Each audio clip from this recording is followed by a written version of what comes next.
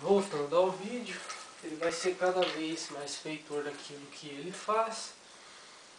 E esse princípio de responsabilidade de Jonas tem a pretensão de controlar os abusos que a técnica oferece, nortear o homem a um caminho de um progresso. E apesar disso, vamos por parte. O pensamento jonasiano é complexo. O seu imperativo, como diz, age de tal modo que os efeitos de sua ação sejam compatíveis com a permanência de uma autêntica vida sobre a terra. Entretanto, o imperativo dele é um determinismo, isto é, ele tem uma abrangência complexa, ou seja, engloba várias coisas. Digamos que ele tem preocupação com os homens do futuro, com a sua essência, não meramente com a sua essência, com a possibilidade de destruição de um futuro talvez indeterminado. E ele tem a preocupação também com a ordem de progresso, que seria a desconstrução e a construção de gerações por gerações. E essa preocupação outrora antes não existisse. Portanto, o Homo Faber, a partir o Homo Sapiens, digamos que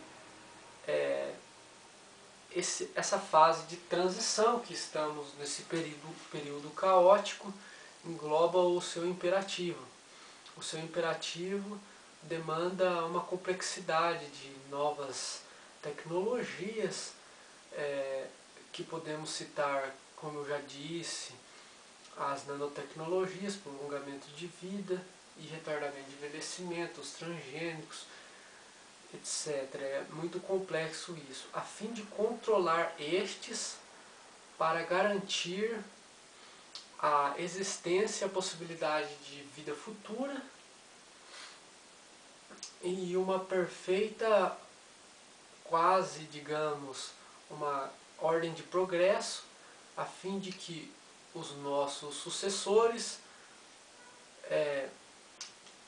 não nos culpem pelos nossos atos, de não ter controle sobre a técnica aplicada, não pensar nas consequências futuras. Se eu posso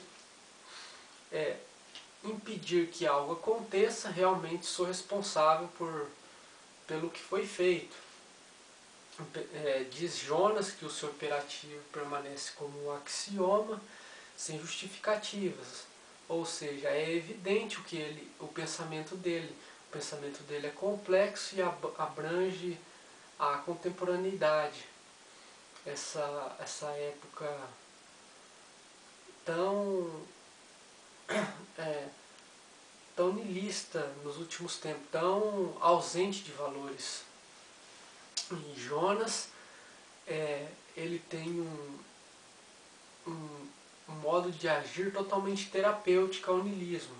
Ele quer tirar um valor ao ser e tirar um dever do ser, a ponto que a sua essência irá ter modificações progressivamente com o passar dos tempos. E o imperativo foi construído a fim de distingui-los de Kant. Como Kant diz, age de tal modo que a máxima da sua ação se converta em lei universal. É um imperativo formal, lógico e não moral. O imperativo kantiano, como diz, ele não tem aí a audácia de se preocupar com homens do futuro, e muito menos com o agir tecnológico.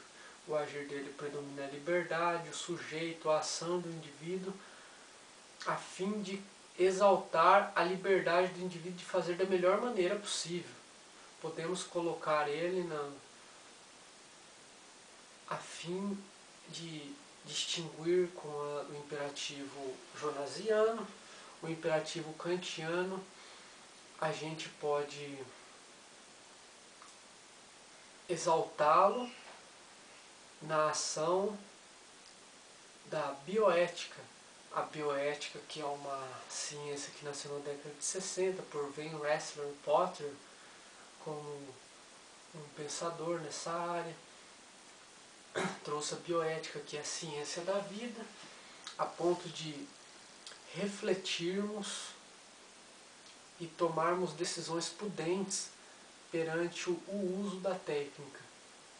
Entretanto, essa bioética tem o intuito de reunir os pensadores de inúmeras religiões e os cientistas e os tecnólogos a fim de chegar a um consenso maior, analisando as questões e pesando todas as respostas. Todos têm o direito de colocar a sua opinião a fim de estabelecer um critério para agir de maneira mais prudente e sensata.